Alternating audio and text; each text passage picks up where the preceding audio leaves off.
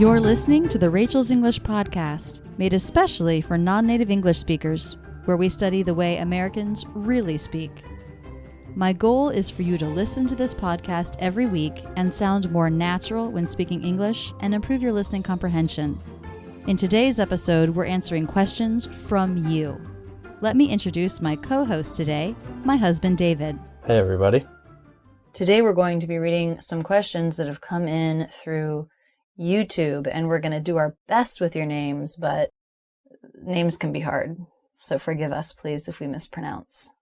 Okay, David, why don't you start it off and ask a question? All right. So the first one is from Natalia. She says, Rachel, I've been watching your videos and I really love them. Thanks for that. But I really need your help with two words that I think are kind of tricky for us Brazilians to know the difference between in pronunciation. What's the difference between collar and color? Thanks in advance. Oh, that's a classic issue. Versus You all listening out there, can you hear the difference between those two vowels? David, can you hear the difference? I can, yeah. Yeah. I remember this was one thing that surprised me actually when I first started teaching, was to realize that some people couldn't hear the difference between those two. Because I thought, wait, but they're totally different. But the more I taught, the more I realized they're not really. So the trick is relaxation in the second one, the one that's in color, C-O-L-O-R. So the issue that most non-native speakers have is that they don't speak with as much relaxation in the neck and in the vocal apparatus as Americans do. And you have to really have a lot of relaxation to get the right vowel for This is in the word butter, in the word color, in the word done. And if you say that sound with any kind of tension, then it starts sounding like which we have in words like father, mop. So it's hard because you have to know how to release all of the tension in order to find the right vowel sound. So the difference between the words collar and color. The first one, collar, is like the part of your shirt that goes around your neck. And the second one, color, like black, white, red. The only difference in these two words is that vowel sound in the stressed syllable. And in collar, the one that's like part of your shirt, it's the vowel, like in father, caw, collar. And in the word color, like black, white, red, color, it's the vowel, like in butter. So, I'm just going to say the two words. And everyone who's out there listening to the podcast, I'm going to say the word, and then I'm going to pause for 2 seconds, and you say it back out loud. I'm going to start with collar, like part of your shirt, and then I'm going to do color, like black, white, and I'm going to go back and forth between the two of those 5 times. So each time I say it, you say it out loud too. Collar, color, collar, color, collar, color, collar, color, collar, color. The more you work with this kind of listen and repeat kind of exercise, the better you get. Your ear and your mouth start working together without your mind being so involved.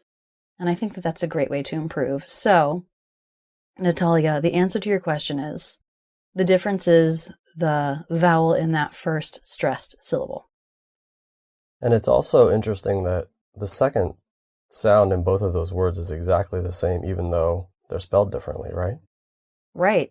Collar is spelled C-O-L-L-A-R, and color is spelled C-O-L-O-R. So we have an A-R ending and an O-R ending, but they are pronounced the same way. You're right, David. It's the schwa-R, sound. Great. Okay, so let's move on to the next one. So we got a question that says, the one and only word I can't pronounce correctly in American English is liberty. Please help. Okay, so this question is coming in from Benj. I like your username. Okay, liberty. So David said it, now I've said it, liberty. So first of all, it's a 3-syllable word and stress is on the first syllable. So that syllable should be a little bit longer. It's going to be a little higher in pitch. Liberty. So I'm going to say just the first syllable. Li. And now I'm going to say the second two. Pretty. Li. Pretty. You can hear there's a definite difference in quality between the stressed and the unstressed. Liberty. Liberty. Liberty. So that's the first thing I want to say. The second thing I want to say is we have the letter T, and it comes after the consonant R and before a vowel. In this case, the E vowel, unstressed E. Liberty. So when the T comes after an R before a vowel, it is a flap T. And that's a really different pronunciation than a normal true T. For the flap T, the tongue just bounces against the roof of the mouth once. This is similar to the D sound in American English. It's exactly like the D between vowels, but it's also like the R in other languages, Arabic, Spanish, Portuguese, for example. Liberty. So the other tricky thing about this word is the middle syllable has an R consonant, and that's always tough. Liberty. And in this case, the vowel in the second syllable is the schwa, and the R consonant sucks up the schwa. It completely takes it over. So you don't need to try to make a separate vowel sound there. So it's just li, bur, from the B straight to the R. Bur, bur, bur, bur. Liberty. Liberty. I'm going to say that a few times. Everyone out there listening, repeat each time I say it. Liberty. Liberty. Liberty. Liberty. Okay. Hey, the second half of Liberty is Birdie. That's the name of our car.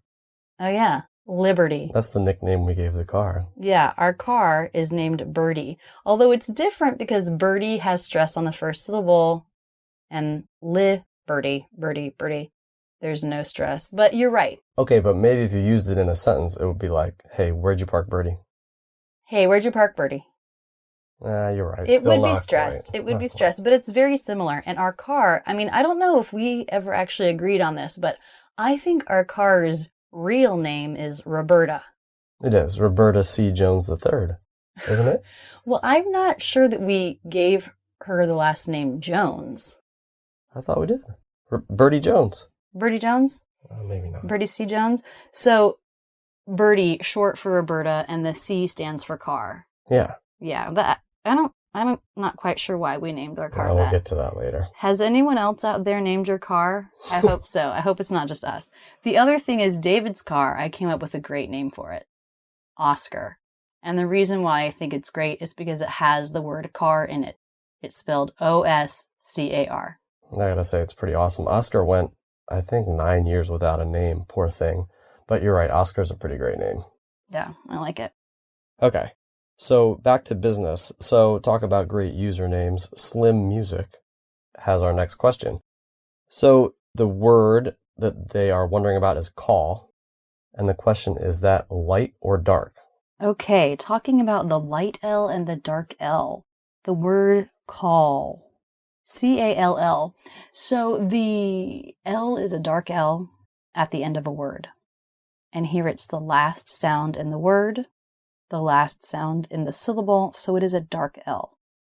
I'm going to try to say it here with a light L, which is not correct, but I'm going to try it, see if I can do it. David, you tell me if this sounds weird to you. Kal. Yes. Right. It's off. Yeah. Wait, do it again? Kal. Yeah. That sounds, yeah. It doesn't sound right. Mm-mm. So the thing I'm doing is I'm making a light L, which means I'm lifting my tongue tip to the roof of the mouth, and I'm not engaging the back of the tongue. For the dark L, it's the opposite. You can leave the tongue tip down. You should leave the tongue tip down while you engage the back of the tongue. Oh, oh. This is a dark sound. Oh. And now sometimes we finish the dark L by bringing the tongue tip up, but only in certain cases depending on the next sound. So in the word call, it is a dark sound. Call. Oh, oh, oh. It's a dark L. Okay. So the next question that we got was from Jose. And Jose says, Rachel's English, great lesson. The light L is kind of easy for me, but the dark one is really hard to make. I don't hear any, quote, L sound at all. By the way, in the word love, I hear loof. Am I right? Thank you for your excellent videos. Okay, Jose, well, let's break it down. First of all, he says, in the dark L, I don't hear any L sound. That's actually right. I think that's right. If you're thinking the L sound is la la la la la la la, then you're right. That's not a part of the dark L. The dark L is this. Oh. That's really different than la la la la la la la. Oh, oh, oh. So the dark L, why do we even call it an L? I guess because it's still made by the letter L. But it's definitely very different. And, you know, the International Phonetic Alphabet, which I use a lot, it's a way to write out sounds, doesn't even take this into account. If you look in any dictionary of American English and you look up the word call, for example, you won't see anything other than the L symbol. So it's the same symbol for light L as it is for dark L, but we know in practice that is not how it works. We know the dark L is very different in practice. But I guess I just want to say, Jose, you're right. There's no light L sound in the dark L. Unless in certain cases, for example, if you're linking it into a word that begins with a vowel, then you will make a dark sound, then a light L, and then the next word. But that's getting complicated. For simplicity's sake, you're right. In the dark L sound, there is not an L sound. La, la, la, la, la. It's all dark, and in a totally different place in the mouth. Okay, your second question had to do with the word love. It's a little hard to tell what you think you're hearing because, of course, you're writing these letters, and letters don't correspond so distinctly with sounds. So the sounds I'm thinking might be different from the sounds you're thinking. But the word love, here we have the letter O, and it's making the as in butter sound, just like back to our first question. Love, love. And if you're curious about the final consonant here is voiced. The V is a voiced sound, and its pair, F, is unvoiced. So they're paired together because they have the same mouth position. And a voiced consonant is usually weak at the end of a sentence, at the end of a word. So in those cases, it can sound like an F. So I'm not sure if that's exactly what your question was, but the word love, love, love. If I just say it by itself, love, love, you don't necessarily hear a very strong V sound. It's a weaker sound. It's more like a weak F. Love, love. Okay, I hope that answers your question. Okay, so we're going to move on to a question from Diego. He says, "Hi, Rachel. I found your videos when I was looking for tips related to pronunciation, and let me tell you that they are great. I'm learning a lot about the correct form to pronounce words with, and I believe my pronunciation is pretty good. Now, listening to your videos, I have a question to ask you. Are you the girl who told Watch Mojo's top 10 videos in English?" Okay, so I think you're asking if I do the voiceover for them, for Watch Mojo. I do not. I have seen Watch Mojo. I've been to YouTube events with the creators of Watch Mojo, but I can definitely tell you that is not my voice that you're hearing in the top 10 videos on Watch Mojo. Hopefully they do not have a robot that has been created to sound like you, babe. Wow, yeah, hopefully no one's created that. I might lose my job. Okay, this is from Next Gen English, and it looks like, to me, this is trying to get some humor involved here. Red lorry, yellow lorry. And Next Gen says, "Keep saying this as fast as you can. Red lorry, yellow lorry, red lorry, yellow lorry, red lorry, yellow." I'm struggling. It's a tongue twister. Oh, okay. Well, I got twisted. Yeah, you're supposed to get twisted. Red lorry, yellow lorry, red lorry, yellow lorry, red lorry, yellow lorry. It is hard. It is hard. I can't do it too long.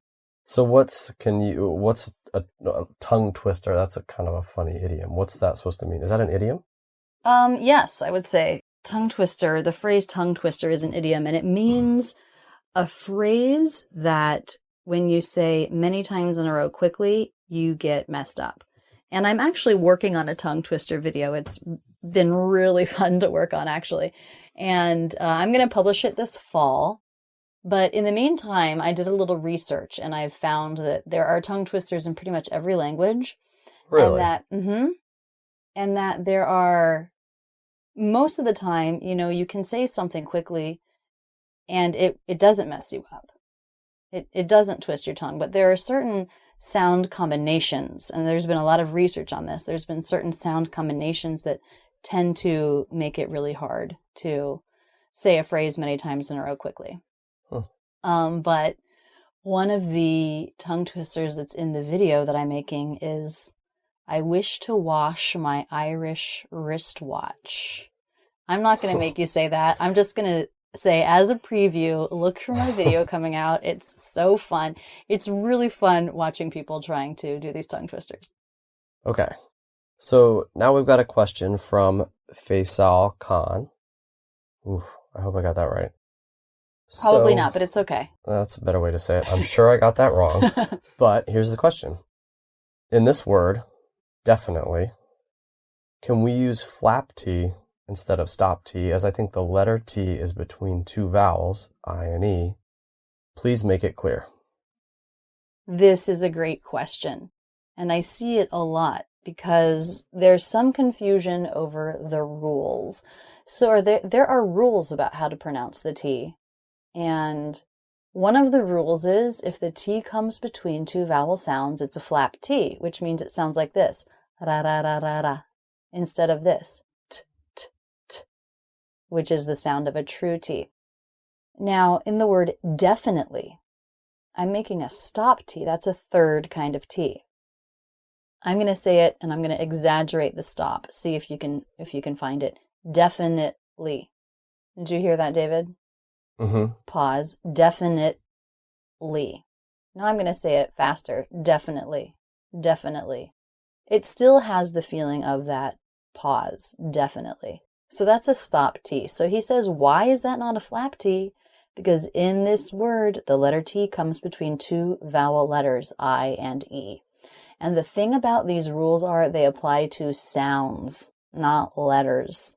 So the E in definitely is silent. It doesn't make a sound. If you wrote that word out phonetically, you would see that right after the T sound comes the L sound. And when T is followed by a consonant like L, then it is a stop T. Definitely. So keep this in mind when you're studying T pronunciations. Every rule applies to sounds, not letters. That says it more succinctly than I've heard you say it. And okay. I don't not quite get it if it applies a rule to me as a rule. So I should be able to look at something and see that, I agree with the question. Yeah. It's hard. It's definitely hard. It's definitely hard. Right, because you have to be thinking about the sounds you're making and not the letters you're seeing. And it can be hard to switch your head to that. But it's actually, that's part of why I think your method is so unique, is you're trying to get at this rhythm and musicality and having people's ears be at least as engaged as their eyes, probably more engaged than their eyes, and to be listening and then thinking about rules versus looking and thinking about rules. I mean, isn't that? Yeah, definitely. And, the thing about this is if you listen to a native speaker, you're going to hear a native speaker do it right. So if you're paying good attention to what a native speaker is doing and you imitate that, then you're on your way to sounding really good without having to think about rules. It's definitely true. All right, so let's move on to the next question. Oh, wow. This isn't even a question. This is just a, wow. Okay, question is, you're getting old, Rachel. Right, the statement. Okay, so I put this on here because, every once in a while I will get a comment on YouTube about how I look versus how I'm teaching. It doesn't happen much, and I know that lots of people who post online have a lot more, have a lot more issue with that, people commenting on their looks. And I just put it on there because I wanted to acknowledge that I am getting old. I'm entering my I think this fall is going to be either the 9th or 10th anniversary of posting my first video on YouTube. I mean, that is a long time ago. And anyway, I am starting to get gray and I'm not covering it all up. So I'm sure that's what that comment was about my gray streak in my hair. And yeah, until I'm tired of teaching English, I'm going to keep teaching English. But you guys, I am going to keep getting older. So every year you're going to see more wrinkles. Sorry. Okay. So let's move on to an actual question. So Nicholas says, "Great video, Rachel. I have one doubt. How do I connect repeated vowels?" Okay. Yes, so this is a good question. This was probably on one of my linking videos. So how do you connect repeated vowels? Let's come up with a couple examples. The words really and easy. Really ends in the E vowel and easy begins in the E vowel. So I'm just going to say that a couple times and think about how I'm connecting them. Really easy. That was really easy. This is really easy, really easy, really easy. So there I'm just making one sound. It's a pretty smooth connection. Really easy. I guess if I wanted to stress easy, really easy, really easy. And then I bring my voice up, but I still don't make a break. The connection's still there. Wait, let me do one. Okay. Here I go. It's really easy for native speakers to get it right. It's really easy because we don't even have to think about it. It's really easy. Yeah, you're doing it too. Really easy. You're just gliding right in. It's not like there's a break in the two words. It's not like two different vowel sounds. It's really just the one vowel. Isn't it? Well, it's like it just smashed the words together. It's almost take the space out between the words. Right, and this is what I teach when I'm teaching linking is when one word ends in a sound and the next word begins in the same sound, you just make the sound once and you connect. But I have noticed that with vowels in particular, it can make people really uncomfortable to try to link two vowels because they feel like they lose the definition of like between different words. It all glides together so much, but that's okay. That's actually what we want. So let me think of another couple examples. The schwa, that's a common sound. Okay. Sofa, again. So we have sofa ending in a schwa and again beginning in a schwa. David, don't jump on the sofa again. It wasn't me, it was Stoney. Don't jump on the sofa again. Do not jump on the sofa again. Sofa again, sofa again. I mean, there, I'm not even really, I'm really just making them the same syllable. Sofa again. I guess I could re-emphasize it. Sofa again, sofa again, sofa again. Don't jump on the sofa again.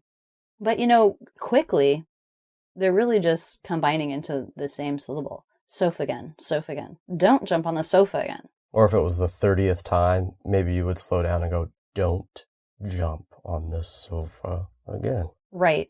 Hopefully, I'll never have to do that. Hopefully, our child will never jump on the sofa. Yeah, right. Wait, is there another example? Yeah, I did come up with one other example. And this is using the ah as in father sound. So it ends the word grandpa. It begins the word honored. Now here again, honored begins with an H, but the H is silent. We don't care about the letters. We care about the sounds. Okay, grandpa honored the agreement. Grandpa honored, grandpa honored. Now here, I don't think I would just combine them into one syllable because the word honored is a stressed word. Grandpa honored, grandpa honored. I think I'm sort of doing a light re-emphasis. What do you think, David? Grandpa honored, grandpa honored. How are you hearing that? Yes, barely, but yes, it's there. So to answer the question, how do you connect repeated vowels just with no break? And you don't need to think about it sounding like two different things. It's just one thing. It's one sound. And tell me if this is true. I don't know if this is true or how you would respond. But I feel like if I was trying to learn this, I would say that natives, to sound more like a native speaker, you would err on the side of pushing things together versus the other way. In other words, I feel like, since I've been with you these years, I hear native speakers going so fast that if anything, if you're not sure, smash it together. Yeah, definitely. Most people err on the side of really clear definition of each word as they are speaking, if they're non-native speakers. Mm-hmm. And definitely that's not what native speakers do. We link like crazy. Link, link, link. We like everything to be really smooth. Okay, well, David, thank you so much for being on the podcast today and helping me answer these questions. Absolutely. It was really fun. Let's do it again sometime soon. Sounds good to me. Thanks for listening. To see the show notes and links to related topics, please visit rachelsenglish.com/podcast and look for this episode. New podcasts are released every Wednesday. Be sure to go to the iTunes Store and subscribe. Also, please consider leaving a review in the iTunes Store. I'd love to hear what you think of the podcast.